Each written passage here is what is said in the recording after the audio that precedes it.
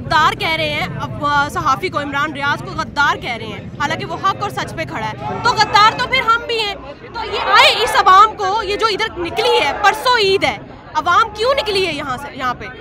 क्योंकि उनको नज़र आ रहा है मुल्क के हालात इन्होंने इतने ख़राब कर दिए हैं कि आपकी सोच से बाहर है। हमारी ईदें, हमारी शबरातें, हमारी आज़ादी, किस चीज़ की आज़ादी? जब आप सहाफ़ी को हक नहीं दे रहे बोलने का, तो किस आज़ादी की बात करते हैं आप? क्या हम लोग, अगर हम आज़ाद हैं तो हम लोग जो एज अ नेशन निकल रहे हैं, हम बोल नहीं सकते? हमारा हक है, हम एक आज़ाद कंट्री हैं। ये न्यूट्रल्स, ये जो जरदारी, ये नवाज शरीफ मिल के हमारे मुल्क को लूट रहे हैं, गद्दार है, साबित हो चुका है, ठीक है। और न्यूट्रल्स जो आर्मी है वो भी मिल गई है इनके साथ। क्यों नहीं वो अवाम का साथ दें? हमारे टैक्सों पे इनकी तनख्वाहें जाती हैं, हमारे टैक्सों पे ये अपने डिफेंसेस की दीवारें, डिफेंस खड़े करते हैं। तो मैं इनसे क्वेश्चन करती हूँ, अगर हम अपना टैक्स देना बंद कर दें तो क्या होगा इनके साथ? क्या ये अपने डिफेंस बना सकते हैं? क्या ये अपनी आर्मी को पैसे दे सकते हैं? बिल्कुल नहीं दे सकते। तो खुदारा अक्ल करें, आपने भी मरना है, अल्लाह को मुंह दिखाना है, हक और सच का साथ दें और सहाफ़ियों को तंग करना छोड़ दें। ये अवाम आज जो निकली है, ये आम अवाम है। सहाफ़ी के साथ तो जो और सहाफ़ी निकले हैं, लेकिन इमरान रियाज के साथ आज अवाम खड़ी है, क्योंकि वो इंसान हक और सच के साथ खड़ा है। इमरान रियाज खान ने कभी फौज का, किसी इदारे का नाम नहीं लिया। जो लोग फौज का नाम लेकर उंगलियां दिखाते थे, जो लोग अपने प्रोग्राम्स में फौज का नाम लेकर इल्ज़ाम धरते थे, उन पर कोई FIR नहीं। इमरान रियाज खान को शिकार कर लिया।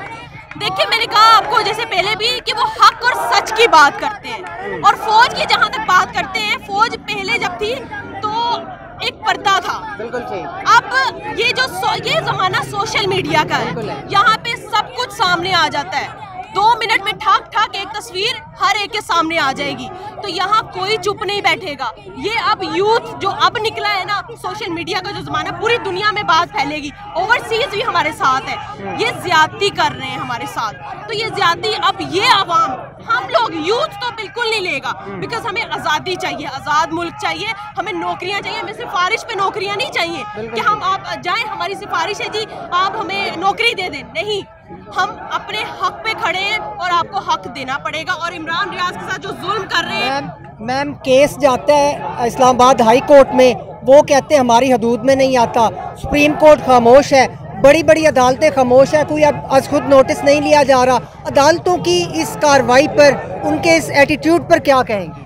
उनके एटीट्यूड पर मैं कहना चाहूँगी, डॉलर जो बाहर से आ रहे हैं, जो उनके मुंह को कहते हैं ना खून लग जाना, उनको डॉलर लग गया हुआ है बेसिकली। और जिनको डॉलर नजर आता है ना, उनको अवाम नहीं नजर आती, अवाम की इज्जत नहीं नजर आती। उनको सिर्फ और सिर्फ ये नजर आता है, उनको नजर आता है कि उनके घर में आराम है, उनकी फैमिलीज आराम है। तो हमारा क्या, हम कहाँ जाए?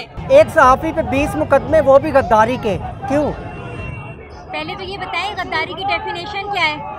गद्दारी के मुकदमे वो बना रहे हैं जो खुद चोर दरवाजे से आए हैं। तो मुझे तो समझ नहीं आता कि गद्दारी का मुकदमा बना कैसे है। फिर इसका मतलब है आप भी गद्दार हैं, मैं भी गद्दार हूँ।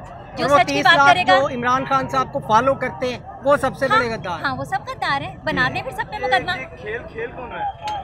क्यों खेला जा रहा है? ये खेल तो मुझे जो लगता है इसलिए खेला जा रहा है कि खान साहब दोबारा वापस ना आए।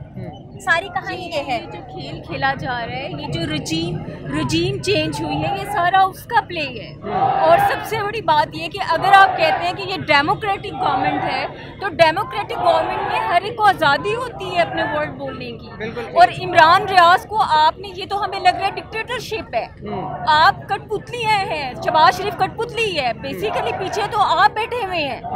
और आप कहते हैं कि हम कौम के मुहाफिज हैं, हम इस मुल्क के मुहाफिज हैं। आप क्या मुहाफिज हैं? हम मर रहे हैं, बच्चे यहाँ मर रहे हैं, लोगों ने बच्चों को स्कूलों से उठा लिया है कि वो ये अफोर्ड नहीं कर पा रहे हैं, लेकिन आपको हया शर्म रह ही नहीं गई है। इस्लामाबाद हाई कोर्ट ने ये कहकर केस बंद कर दिया, सुना ही नहीं कि हमारी हदूद में ही नहीं आता।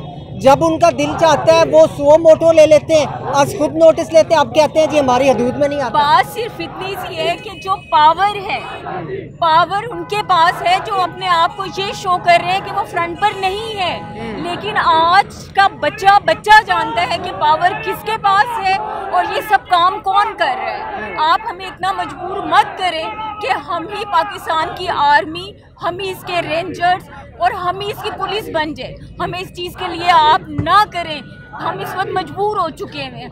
आप देखिए अदालतों में चले जाएं, वो कहते हैं हमारी डोमेन में नहीं आता। किसके डोमेन में आता है फिर? आप वो जो पावरफुल लोग बैठे हुए हैं उनके डोमेन में आता है। ये किस किस्म की डेमोक्रेसी है? इतनी इस किस्म का हाल तो परवेज़ मुशर्रफ के दौर में नहीं था। तो हम बिल्कुल आज़ादी चाहते हैं। ये आपको कोई राइट, कहीं से राइट नहीं। जो मरियम नवाज कहती थी ये जो दहशत गर्दी है इसके पीछे वर्दी है, वो तो आज़ादी से घूम रही है, उसको क्यों नहीं पकड़ते? हामिद मीर साहब नाम लेते थे। हामिद मीर ने तो कहा जनरल रानी, जनरल रानी का किस्सा हमें भी पता है भाई। हमें मजबूर ना करो कि मैं घुस के मारूंगा। आज हामिद मीर कहाँ है जो कहता था मैं अब घुस के मारूंगा? ये सब बिके हुए लोग हैं। हम अवाम बिकी हुई नहीं है और हम अपनी हकीकी आज़ादी लेके रहेंगे। ये अब मैं बता रही हूँ, जो इलेक्शन होंगे उस दिन भी ये बहुत बेईमानियां करेंगे। हमने सुना है कि डब्बे डुब्बे भर चुके हैं, ठीक है, इन्होंने भर लिए, लेकिन अब अवाम नहीं रुकेगी। अगर इन्होंने कुछ ऐसा वैसा किया तो अवाम ही पुलिस है और अवाम ही आर्मी और अवाम ही रेंजर्स है। तो मैं इनको क्लियर पैगाम दे रही हूँ कि पंगा ना लें अवाम से, जरा होश कर लें, होश की नाखुन लें, अल्लाह की ज़ात से डरें और हक और सच का साथ। पुलिस इमरान खान साहब को अदालत में पेश करने में तातुल का शिकार करती है, चीज़ों को डिले करती है। कौन डिक्टेशन दे रहा है? डिक्टेशन वही दे रहे हैं जिन्होंने ये रजीम चेंज की है। क्योंकि देखिए बहुत सीधी सी बात है, उन्होंने अरबों रुपया लगाया है रजीम चेंज करने का। वो बेवकूफ़ नहीं है कि दोबारा इमरान खान को ले आएंगे।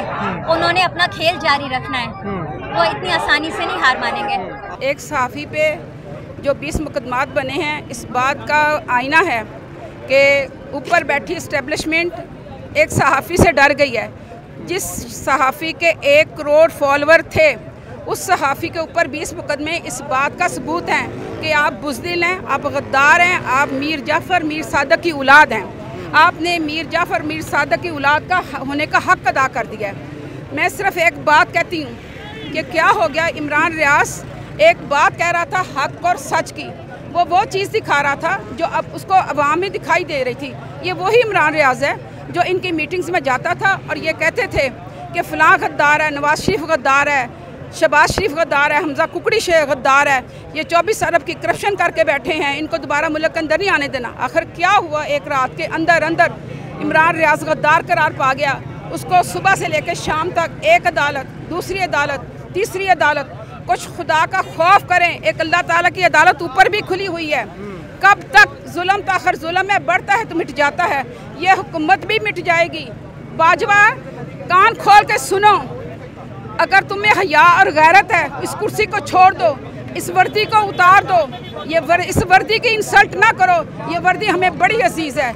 इस मुल्क की इस वर्दी के लिए लोगों ने अपने माओ ने अपने बच्चे कुर्बान किए हैं। यहाँ कानून बिक रहा है, यहाँ मजलूम झुक रहा है। लगा दो आग, इन इंसाफ लगाए ना कोई आग, इंसाफ को लगा दो। ये कारोबार बंद कर दो, ये जो कोर्ट का कारोबार है इसको बंद करें। ये कोर्ट नहीं है, ये अदालत नहीं है। जज, जर्नैल और जर्नलिस्ट, इन तीनों ने इस मुल्क को तबाह किया है।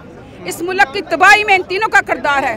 जज कहता है कि मुझसे पूछो ही ना, ये मेरी डोमेन में नहीं आता। जर्नैल ने हुक्म दिया है कि इसको छोड़ना नहीं है।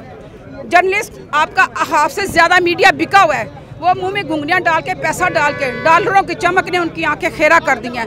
उनको कुछ नज़र नहीं आ रहा, वो सिर्फ और सिर्फ पैसे की चमक और दमक के आगे अंधे हो गए हैं। मुझे बता दें, कोई एक शख्स, एक जैसी FIR, एक जैसा स्टेटमेंट, एक जैसी आपकी वो सारा कुछ, जिस राइटर ने भी ये स्क्रिप्ट लिखा है वो बहुत ही नहल, बहुत ही लानती, बहुत ही गंदा ज़हन का शख्स होगा, जिसको ये भी नहीं लिखना आया कि एक FIR सिर्फ हर अदालत में नहीं चलती। एक जगह पे एक ही FIR दर्ज होती है, नहीं तो उसका मुख्तलिफ किस्म की स्टेटमेंट होती। इसका मतलब ये है कि लिखने वाला राइटर भी एक है, जो उसको इम्प्लीमेंट कर रहा है वो भी वही एक ही है, और जो इस वक्त उसको जगह जगह लेके फिर रहा है वो भी एक है। हमें शर्म आती है आज ये कहते हुए कि जिनके ऊपर, जिन्हें हम सल्यूट करते थे खड़े होकर, जिनके लिए हम रुक जाया करते थे, आज उन्हीं की वजह से हम जलील हो रहे हैं। मैं तो रिक्वेस्ट करूंगी जनरल बाजवा से कि प्लीज़ डू समथिंग, अपनी इज्जत बचाएं। हमें ना जगह पर लाकर खड़ा करें कि हम आपके मुखालिफ हो। हम आज भी अपनी पाक फौज से मोहब्बत करते हैं और आज भी हमारा दिल यही कहता है कि वो न्यूट्रल है, लेकिन वो न्यूट्रल नहीं है। पहली बात तो ये जिस इन्होंने गद्दारी के मुकदमे दिए हैं, वो इंसान चंद दिन पहले पाक फौज के लिए उस जगह पे गया जहाँ पर बर्फबारी होती है। उसने वहाँ पे जाके देखा कि जो पाक फौज के नौजवान है वहाँ पर कैसे सामना करते हैं दूसरे लोगों का, और उसने देखा है कि वो हमारे लिए कैसे मर मिटने को तैयार है। आप उस पर गद्दारी का मुकदमा दर्ज कर रहे हैं। कुछ खुदा का खौफ करें। एक जो सहाफ़त हमारा हक है, हम बोल सकते हैं, बोलने की हमें इजाज़त है। हक सच के खिलाफ साथ नहीं बोलेंगे तो किसके खिलाफ बोलेंगे हम? रातों रात अदालतें खुल जाती हैं, अब क्यों नहीं खुल रही? जो करप्शन में मुलविस हैं, जिन्होंने इतनी बड़ी चोरी की है, उनको वो लोग पकड़ते नहीं हैं। और जो सहाफ़त के लिए बोलता है, जो पाकिस्तान के लिए बोलता है, जिसने पाकिस्तान का नाम रोशन किया, उसके खिलाफ इन्होंने गिरफ्तारियाँ शुरू कर